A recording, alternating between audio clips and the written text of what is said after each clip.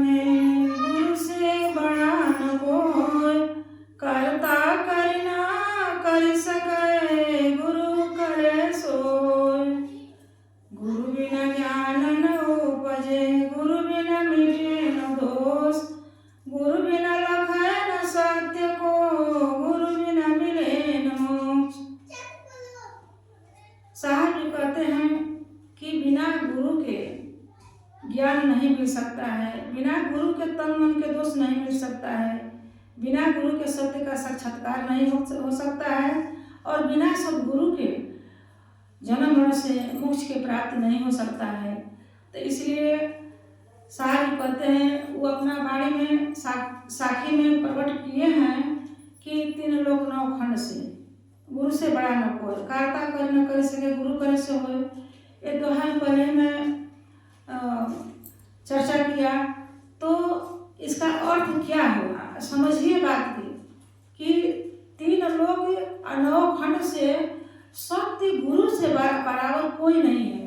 कार्यकर्ता जो है अपने मन के अनुसार करने के लिए मनन पठन करते हैं कि ऐसे काम नहीं होगा तो ऐसे होगा, लेकिन सब गुरु समर्थन गुरु जो है जब देख रहे हैं तो उन लोगों के किए हुए मन का मनन पठन एक भी नहीं होता है, सब उसको अलग हो जाता है। वो वाणी के द्वारा सदगुरु ने उस मन के मनन पठन किए हुए मन के विचार के अनुसार जो अपना में सलाह कर रहे हैं उसके अनुसार नहीं कुछ होता है।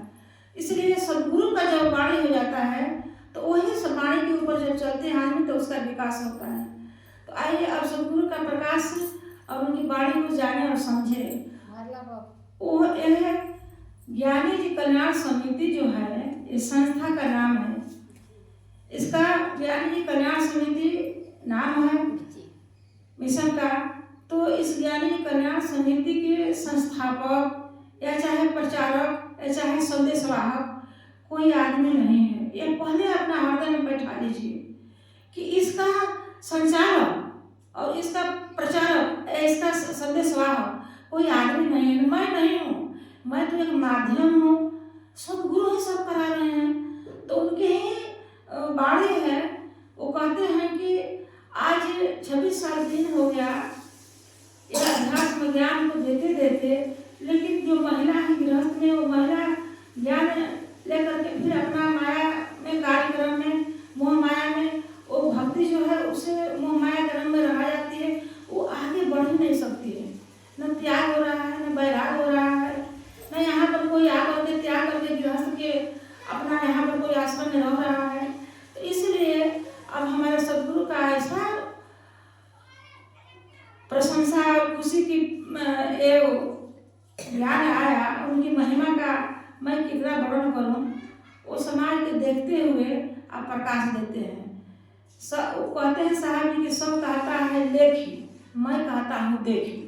सब तो लिखे हुए रामायण भागवत गीता भागवत शिव पुराण कौन कौन प्रचार प्रसार कथा सुना रहे हैं, लेकिन मैं जो देखता हूँ समाज के विकास कैसे होगा वही उसी पर मैं चलने के लिए प्रेरित करता हूँ।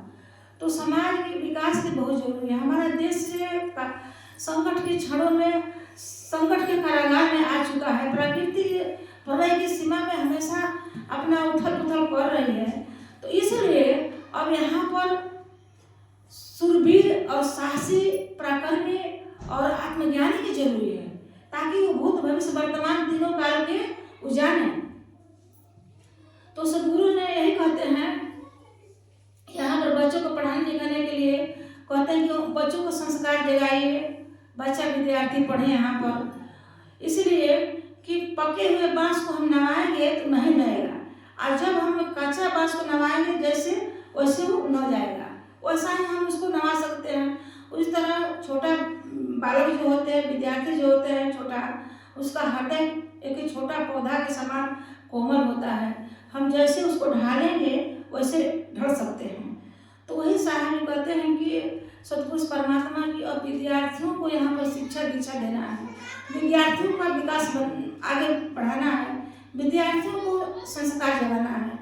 तो सदगुरु ने आज 6 साल से जब से ये आश्रम बना है, 4 साल हुआ, तो 4 साल से यही वाणी हो रहा है, जब बनेगा तो विद्यार्थी का ही यहाँ पर विद्यालय स्कूल खुलेगा और पढ़ाई होगा। लेकिन मैं बहुत प्रयास किए, 3 साल हो गया, 4 साल, लेकिन प्रयास हमारा निष्फल चला जा रहा है। लेकिन इन साल जो है प्रयास जोर शोर से एकदम तत्पर हूँ मैं, और समाज भी इसमें सहमत है कि नहीं होना चाहिए माता जी। तो यहाँ पर बच्चों के जब पढ़ाई हो रहा था ट्यूशन, तो ट्यूशन में मेरा अंदर उद्गार आया, और गुरु जी बोले कि कुछ उन लोगों से इंटरव्यू लो ना, कि बच्चा को क्या उसका जवाब देते हैं, क्या उसका प्रश्न के उत्तर देते हैं, इंटरव्यू लो। तो मेरे अंदर यही उद्गार आया कि पहले मैं सच्चाई के बारे में इन लोगों से इंटरव्यू लूँ। तो मैं पूछा कि जो हमारा देश की राष्ट्रीय झंडा है वो 3 रंग का प्रतीक क्या है, जो तीनों रंग है उसका प्रतीक क्या है बताओ। कोई नहीं बताया, सब हका बका हो गया, सबका मुंह बंद हो गया। अरे कोई तो बताओ कि राष्ट्रीय झंडा स्कूल में फहराया जाता है ना, तो उसके बारे में तो जानकारी होगा। राष्ट्रीय झंडा जो है 3 रंग है, उसका प्रतीक क्या है, वो हमें क्या संदेश देता है, तीनों रंग नहीं बताए। तो मैंने बताया कि बच्चों से मैं बताया कि देखो, केसरिया बल भरने वाली सदा है सच्चाई, हरा रंग है हरी हमारी धरती की अमराई। केसरिया रंग जो है वो वीरता का रंग है, साहस का रंग है, वो साहस भरता है, वो वीरता का प्रतीक है। यानी सुरवीर बनो, कायम नहीं बनना है देश के लिए। जो देश के लिए आगे बढ़ता है तो वो पीछे नहीं हटता है, वो आगे बढ़ता ही जाता है, चाहे उसके ऊपर लाखों विपत्ति आ जाए, लाखों में बाधाएं आ जाए, लेकिन संकल्प उसका दृढ़ रहता है। तो वो जो है केसरिया रंग वो वीरता का रंग है और साहस का प्रतीक है। साहस नहीं कभी हटना चाहिए, साहसी बनो। उस संकल्प जब रहेगा तो परमात्मा एक प्रमाण से सब देखता है। परमात्मा ने उनके एक शक्ति को भर देते हैं सभी के अंदर, साहस और वीरता का वो रंग है, और वैसा ही आगे कदम बढ़ाते रहते हैं देश के लिए विद्यार्थी। और जो है सदा है सच्चाई, जो सदा रंग है, जो श्वेत रंग है, सच्चाई का रंग है। तो सदा रंग है सच्चाई का, यानी सत्य बोलना चाहिए। महात्मा गांधी क्या सिखाते थे?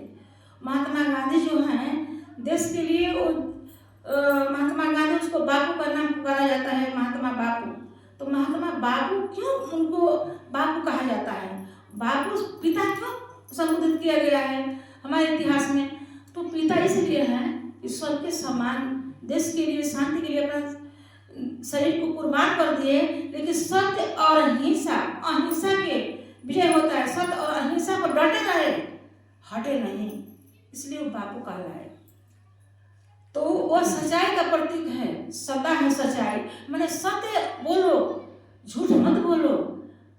वो बार बार एक बंदरों के, चिड़िया के सबको शिक्षा यही देते, भालू बंदरों को शिक्षा देते थे महात्मा गांधी कि बुरा आंख से मत देखो, आंख जो है बंद कर लो, बुरा बातें कान से मत सुनो, इंद्रिया को बंद कर लो, बुरा बात शब्द से मत बोलो, मुंह से, मुंह को बंद करो। तो इंद्रियों को शुद्ध रखने के लिए वो शिक्षा देते थे। तो आज तो मैं वही शिक्षा दे रही हूँ कि इंद्रिया पवित्र रखो, इंद्रियों को शुद्ध रखो, ताकि इंद्रिया शुद्ध रहेगी, मन शुद्ध रहेगा, तभी हमारे आत्मा में उसका प्रकाश, सत्य का प्रकाश आएगा। आत्मा जो है हमारा अंदर में पिंजरा में बंद है, और मन और इंद्रिया से हर कार्य कर रहे हैं आदमी। तो यह बच्चों को मैं सिखाया और पढ़ाया कि सत्य जो है वही शांति का प्रतीक है, वही सदा है सच्चाई, तो सच्चाई का प्रतीक है। आज देखो विधायक जो है बड़े बड़े, जो वो भी झूठ सच बोल करके जनता से क्या कर रहे हैं। सरकार जो जितना पर चलने के लिए आता है, कोई चीज़ के वृद्धा पेंशन आता है, कोई बच्चों के आता है, बीच में ही वो खा जाते हैं, आधा पैसा पेंशन खा जाते हैं, आधा तो देते हैं। तो ये क्या है? ये सच्चाई है कि इसकी में धांधली हो गया है, झूठ बोल रहे हैं, झूठ बोल करके अपना धन हड़प रहे हैं सरकार के। तो वही मैं कहा कि विद्यार्थियों के इंटरव्यू लेकर के पूछो कि ये सच्चाई की क्या अर्थ होता है, क्या उसका प्रतीक है, क्या उसकी तेरे अंदर सच्चाई है? तो बच्चा ने बोला कि नहीं माता जी, सत्य बात है, जहाँ सच्चाई रहेगा वहाँ ही शांति रहेगा, सच्चाई जहाँ नहीं रहेगा वहाँ पर शांति नहीं रहेगा। तो सदा हमेशा चाहे हरा रंग है, हरी हमारी धरती की लड़ाई, माने हमारा देश जो है गरीबी न रहे, हमारा देश हमेशा धरती हरा भरा चावल पल रहे, यही वो तो प्रतीक है। तीनों का मैं बताया और समझाया कि साहस और वीरता के हमारा विषय है, और जो है इसे पथ पर इसे सत्य मार्ग पर कदम बढ़ाएगा उसको आगे बढ़ने के लिए मैं शिक्षा दे रही हूँ। पीछे नहीं हटना है, आगे बढ़ते रहो देश के लिए। मिट जाऊंगा, मर जाऊंगा, नाम हमारा अमर है, लेकिन हम कायर नहीं बनूंगा। कायरता के विषय नहीं है हमारा, वीरता के विषय है। एक बच्चों को मैं सिखाया। फिर मैं कहा कि विद्यार्थियों का कई गुण होता है, तो नहीं बताए विद्यार्थियों का कई गुण होता है, विद्यार्थी नहीं बताए। मैंने कहा कि विद्यार्थियों का गुण याद नहीं है, तुम लोगों के गुण को मैं प्रकट कर दूं? तो बोले कि जी माता जी। मैं बोला ठीक है, विद्यार्थियों का अब मैं बता रही हूँ कि विद्यार्थियों का कई गुण होता है। जब एक गुण है तो विद्यार्थी है, नहीं तो भाई क्रांतिकारी भी बन सकता है। क्रांतिकारी विद्यार्थी हो रहे हैं। तो मैंने कहा कि विद्यार्थी के 5 गुण होता है बेटा। बकरु ध्यानम, स्वान निद्रा, अल्प भोजन, गृह त्यागे। तो विद्यार्थी के 5 गुण यानी कार्य चेष्टा, स्वान निद्रा, अल्प भोजन, गृह त्यागे और बकुल ध्यान, यानी बकुले की तरफ ध्यान होना चाहिए। और बकुला जैसे मछली को ध्यान करता है, जो मछली पानी में चाल करती है तो मछली को चोंच से निकाल लेता है, उसी तरह अच्छाई और बुराई का विवेक करना चाहिए। जो अच्छाई है उसको हम अपना हृदय में रख लें और छोड़ दें। तो मछली को जैसे बकुला ध्यान से लगाए रखता है, उसी तरह विद्यार्थियों का विद्या पर एक टक लगाए रहना चाहिए और उसको अपने हृदय में, दिमाग में रख लेना चाहिए, चुन लेना चाहिए उसको चोंच से। जैसे बकुला चुनता है मछली को, वैसे ही तुम भी अपने बुद्धि से, विवेक से उसको चुन लो और हृदय में रख लो। विद्यार्थियों को ऐसा बकुले की तरह ध्यान होना चाहिए। काली चेष्टा, कौवे की तरह चालाक होना चाहिए। कौवा चारों तरफ ताकता रहता है, इधर उधर देखता रहता है। तो उसी तरह अपने को हमेशा अपने शरीर को रक्षा करते हुए, और कैसा आदमी है वैसा आदमी के अच्छाई बुराई के विवेक करो और उसको पहचान करो कि हमारे से वो आदमी जो है हमारा मित्र क्यों ना हो, लेकिन हमसे कब विश्वासघात कर देगा। आज देखिए हाई जो लड़कों को मैट्रिक की परीक्षा हो रहा था, उसी परीक्षा में विद्यार्थियों को मार दिया। एक विद्यार्थी जो था वो चालाक था, वो विद्या की प्रगति में था, उन्होंने अपना सारा क्वेश्चन लिख रहा था। एक जो था तो लफुआगिरी था, वो नहीं लिख रहा था, तो सोच रहा था कि दिखाएं हमको। बोला कि तुम दिखाइए, हम उस क्वेश्चन के हमने अपना उत्तर लिख लो। वो बोला कि नहीं मैं नहीं दिखाऊंगा। अपना नहीं दिखाए, उसका गुस्सा हुआ और बोला कि चलो हम बताएंगे बाद में। और वो बाइक से आ रहे थे दोनों बेचारे, और वो दोनों को मार दिया गोली से। बताइए, तो विद्यार्थी है क्रांतिकारी है, विद्यार्थी के उसके अंदर कितना अवगुण भरा है। तो इसीलिए तो मैं भूल लिया बच्चों से कि गुण कैसा होना चाहिए। अंदर में जिसके पास दया नहीं है तो विद्यार्थी कहाँ। तो वही तो यहाँ पर पूछा गया बच्चों से कि देखो, बच्चों से इंटरव्यू लेकर पूछो उन लोगों के विद्यार्थी के पास गुण है कि नहीं है। फिर हुआ कि स्वान निद्रा, यानी कुत्ते की तरह सोना चाहिए। कुत्ता सोता है और जरा भी आप पैर दबा करके भी उसके पास जाइएगा तो कुत्ता आहट तुरंत उसका आ जाता है। एक हवा का आहट आता है उसका, हवा से कोई भी टकराता है कोई चीज तो फट से जग जाता है। उसी तरह विद्यार्थी के होना चाहिए, स्वान की तरह निद्रा होना चाहिए, यानी जग जाना चाहिए पढ़ते समय। आलस निद्रा में सोएंगे तो अपना विद्या को खो देंगे भोर मुहूर्त बेला के समय में, तो कहाँ से विद्या आएगा। तो स्वान निद्रा यानी कुत्ते की तरह सोना चाहिए। और अल्प भोजन माने भोजन हल्का करना चाहिए, नहीं तो ज्यादा भोजन करने से नींद आता है। अल्प भोजन और गृह त्यागी, जब गृह त्यागी के मैं कहा कि गृह त्यागी, तब तक से हमारा पूरा अंजोर हो गया। लग रहा था कि वो गृहस्थ को जब तक से विद्यार्थी त्याग नहीं करेगा तब तक से विद्या में प्रगति नहीं करेगा। उसी समय तो हमको एकदम प्रकाश आ गया कि देखो, छोटा एक पौधा जो होता है उसको विकसित करने के लिए एक मजबूत घेरे की जरूरी होता है। कि छोटा पौधा है तो उसको खूब घेराव लगाते हैं चारों तरफ से कि उसकी कोई पशु पंछी चाहे पशु कोई उसको नोचे ना, उसको खा न जाए। पौधा विकसित करने के लिए उसका कितना मजबूत घेरा देते हैं, उसी तरह बच्चों को धर्म रूपी घेरे की जरूरी है। जब बच्चा धर्म रूपी घेरे के अंदर में रहेगा, गृह त्यागी यानी माता पिता घर द्वार को त्याग कर देगा और कहीं हॉस्टल के रूप में पढ़ता है बच्चा, तो बच्चा विकास करेगा। इसीलिए कि घर में रहकर बच्चा जो पढ़ता है, स्कूल में जाता है, आता है, फिर खेलने लगता है, माता पिता के लाड दुलार प्यार में वो बच्चा जो है डर नहीं मानता है।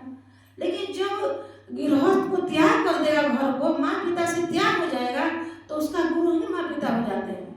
और गुरु का देख रेख, गुरु के ऊपर सारा संस्कार जगाना, उनके दायित्वों को पालन करना उनका कर्तव्य है।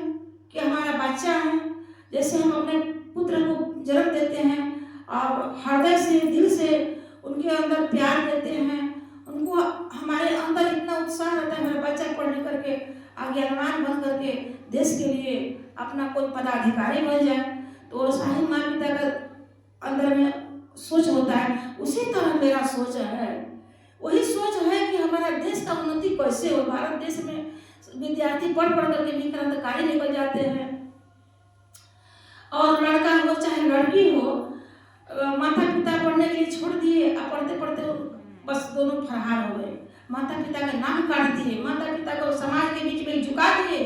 तो इसलिए गुरु जी का हमारा आदेश है कि यहाँ पर छोटा छोटा बच्चों को संस्कार जगाओ, संस्कारी बनाओ, ताकि बच्चा आगे चल करके देश के नाम रोशन करे। हमारा भारत देश के शान है विद्यार्थी, विद्यार्थी पर हमारा भारत देश जो है टिका हुआ है।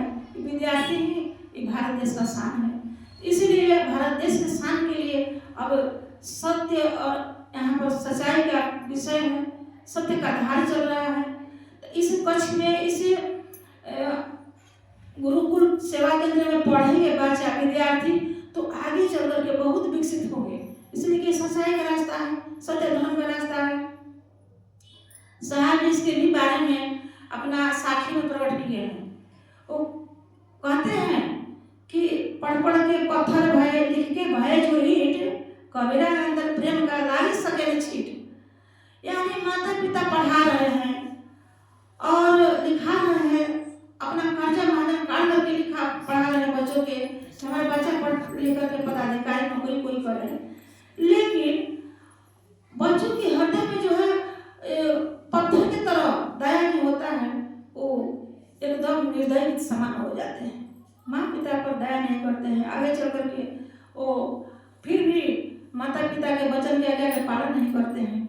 उसके अंदर काम का प्रवाह जो है चलने लगता है, कामातुर हो जाते हैं, विषयी हो जाते हैं, क्रोधी हो जाते हैं, लोभी हो जाते हैं। तो ऐसा विकार जिसके अंदर भर जाएगा तो देश की कैसे उन्नति होगा। वो देश को अवल भ्रष्ट में खत्म कर देगा, देश को बीच धारा में डुबा देगा। वो पद अधिकार पर बैठाने के लिए सोच रहे हैं जो माता पिता, तो बीच में ही उसका नाव को डुबा सकता है। तो इसलिए वैसा बच्चों, छोटा छोटा बच्चों को यहाँ पर पढ़ाओ, जिसके अंदर यहाँ पर जो संस्कार मिलेगा, जो ज्ञान मिलेगा, वो बच्चा आगे चल कर विकसित होंगे। माता पिता धर्म के यहाँ पर शिक्षा दिया जाता है। माता पिता क्या है, स्वर्ण कुमार मति बनो, जैसे स्वर्ण कुमार माता पिता का आवाज हो रहे थे, उसी तरह विद्यार्थी को होना चाहिए आज्ञाकारी माता पिता के। तो आज्ञाकारी नहीं होते हैं, क्रांतिकारी हो जाते हैं। तो इसीलिए विद्यार्थियों को पढ़ने के लिए इतना उद्गार आ गया है अब कि अब हमारे भक्त धीरे धीरे इस बारे में मैं कहूँ तो उसको अंदर कुछ चेतना जग रहा है। साहब जी कहते हैं कि पढ़ करके रट करके क्या किए कि पत्थर के तरह उसका हृदय हो गया, किसी पर दया नहीं हो रहा है। दया अगर होता तो आज दोनों विद्यार्थी को गोली से मार दे, बताइए, आज गोली से मार कर उसका हत्या कर दिएगा, काल मृत्यु चला गए, वो विद्यार्थी है। तो यही तो हो रहा है धरती पर कि क्रोध या काम लोग किसी के अंदर ये चोर जो है असली शत्रु है वो निकल नहीं रहा है। माता पिता हाय हाय कर करके, माता पिता रो करके मिला करके रह जाते हैं। तो अब आ गया है समय, अब सब भक्त के कहते हैं गुरु जी के भक्तों के चेतावनी दो, जिसके छोटा छोटा बच्चा है उसको जागृत करो ताकि वो सोचे और समझे आगे भविष्य के बारे में। फिर आगे कहते हैं साहब जी कि पोथी पढ़ पढ़ जन्म हुआ पंडित भया न कोय, 2.5 अक्षर प्रेम के पढ़े जो पंडित हो। अब देखिए कितना गहरा प्रश्न उत्तर इसमें छिपा हुआ है। इसीलिए कहा जाता है कि बिना गुरु के ज्ञान नहीं मिल सकता है। तो ये तो सब पढ़ते हैं, विद्यार्थी भी इसका दोहा चौपाई कर देते हैं, लेकिन इसका उत्तर, इसका रहस्य जो है छिपा हुआ है। और उसे छिपा हुआ रहस्य को बता भी देगा, लेकिन उसका वो रहस्य क्या उसके अंदर है वो तो रटोती विद्या बोल देगा कि इसका अर्थ यही होगा, लेकिन उस वैसा तुम्हारे अंदर आचरण है, जिसके अंदर आचरण जो होगा वही एक दूसरे को वो कहने के लिए, फटकारने के लिए समाज के बीच में वो अधिकारी या पदाधिकारी बन सकता है। तो साहब कहते हैं कि पोथी पढ़ पढ़ के, यानी पढ़ पढ़ के जन्म हुआ, लेकिन पंडित कोई नहीं हुआ। 2.5 अक्षर प्रेम के पढ़े जो पंडित हो। 2.5 अक्षर क्या है भाई, हम बता रहा हूँ। 2.5 अक्षर है क्या? 2.5 अक्षर प्रेम के पढ़े जो पंडित हो, तो 2.5 अक्षर है सत्य, यानी स आगा तो आय सत्य 2.5 अक्षर का है। वो 2.5 अक्षर हमारा, 2.5 अक्षर का हमारा आत्मा है। आत्मा जो है सत्य है। तो आत्म ज्ञानी जब से नहीं होगा तब से संसार में कोई कुशल नहीं है। पढ़े जो पंडित हो, 2.5 अक्षर की जो जान जाएगा, जो अपना आत्मा के विषय में जान जाएगा कि मैं आत्मा हूँ, हमारा पिता परमात्मा है, वही पंडित है, दूसरा पंडित नहीं है। जो इस 2.5 अक्षर को जान गया तो वही प्रेम के कक्ष में अब बराबर निगम रहेगा। हर जीवात्मा से वो प्रेम करेगा। वैसा नहीं कि उसको गोली से मार करके, बंदूक से मार करके उसका आत्महत्या कर दे, ऐसा नहीं कर सकता है। तो ऐसा बनना है देश के लिए कि हम प्रेम करें तो धन से न करें, मन से न करें, किससे करें? प्रेम से, आत्मा से करें। आत्मा आत्मा से करें। हम आत्मा हो, तुम भी आत्मा हो, सब आत्मा बैठे हुए हैं। आई आत्मा किसका संतान है? परमात्मा के।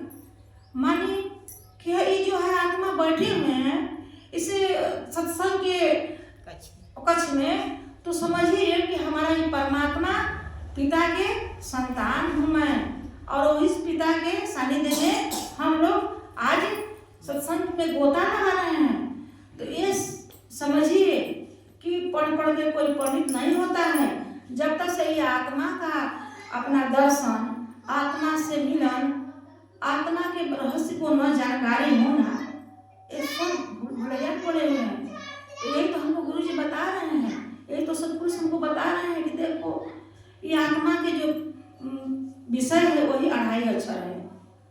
अब समझिए 2.5 अक्षर गहराई की चीज है कि हमारा आत्मा जो है सत्य है, वही सत्य जान जाएगा, वो सत्य को कवच जो पहन लेगा वो देश के लिए सम्राट बन जाएगा। तो सम्राट बनना है कि साहसी और शूरवीर बनना है कि कायर बनना है? बताइए। आज लड़का लड़की, कोई भी टीचर हो गया, कोई दरोगा हो गया, चाहे कोई मास्टर हो गया, चाहे कोई कुछ भी पद पर हो गया, पैसा कमाया, 30 वर्ष का नौकरी होता है सरकारी, 30 वर्ष की नौकरी में रिटायर हो जाएगा, उसका काम खत्म। लेकिन जो ये अध्यात्म पक्ष में, चाहे इसे गुरुकुल में जो पढ़ेगा और जो ऐसा निकल जाएगा, तो जन्म जन्म के लिए नाम हो जाएगा। वो जन्म जन्म के लिए माता पिता का नाम रोशन करेगा। तो वही बात है कि यह जो है पढ़ाई, अध्यात्म हमारा जो यही कहता है कि अपना मन इंद्रियों को शुद्ध और पवित्र रख करके हृदय से प्रेम करो। इसे प्रेम में वासना नहीं होना चाहिए।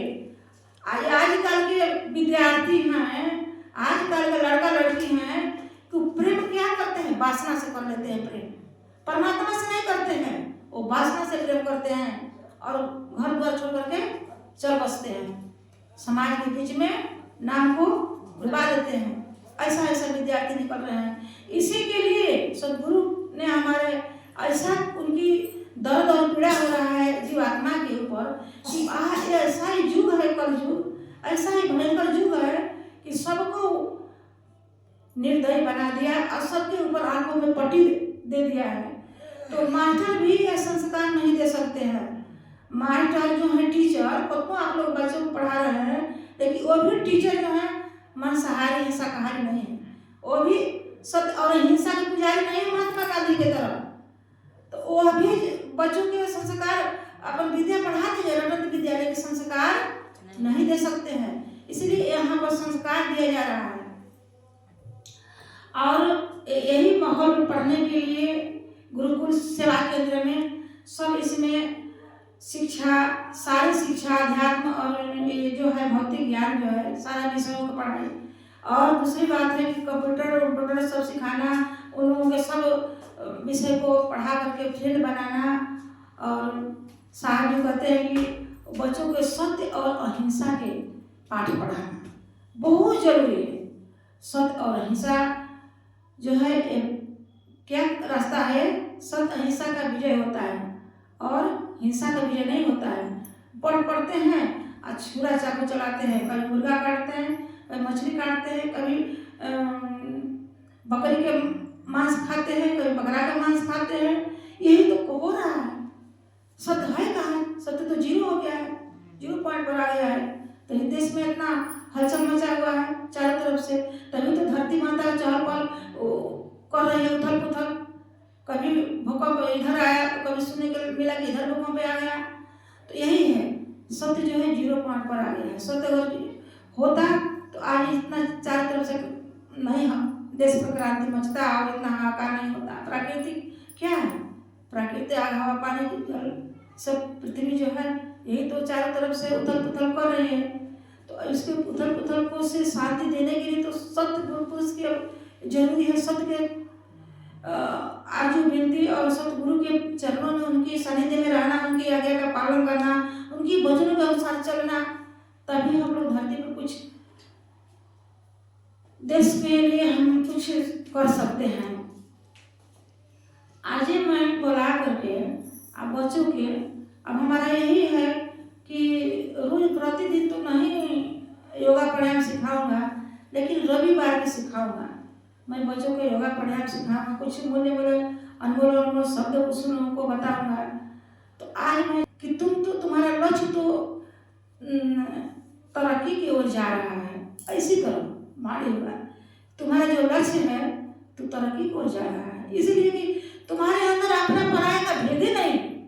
कोई अपने के लिए कमाता है, अपने बाल बच्चे के लिए कमा करके रखता है कि हमारे बाल बच्चे पढ़ेंगे लिखेंगे और ऐसा हम करेंगे। आज तुम एक दूसरे को बाल बच्चा के लिए एक विद्वान बनाने के लिए कितना तन मन से सेवा कर रही है, इसीलिए ये लक्ष्य जो है वो तरक्की को जा रहा है।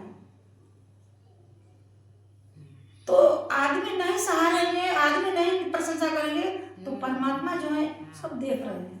उनकी जब कृपा हो जाता है तो लाख उपाय कोई करेगा, रोकने के लिए रोक नहीं सकता है। ये भी हमको मिला कि सावित्री के जानती हो, सावित्री के बारे में कुछ हमको गुरु जी बारे में बोले, अभी बोले कि देखो सावित्री के लक्ष्य भरत जैसा है। जैसे भरत जो थे और राम जो थे, राम लक्ष्मण जो चले गए वनवास, तो भरत जो थे अपना भैया से मिलने के लिए जब जा रहे थे पूरा सेना के साथ चल गए कि हम लोग चले अब भैया राम से मिलने के लिए।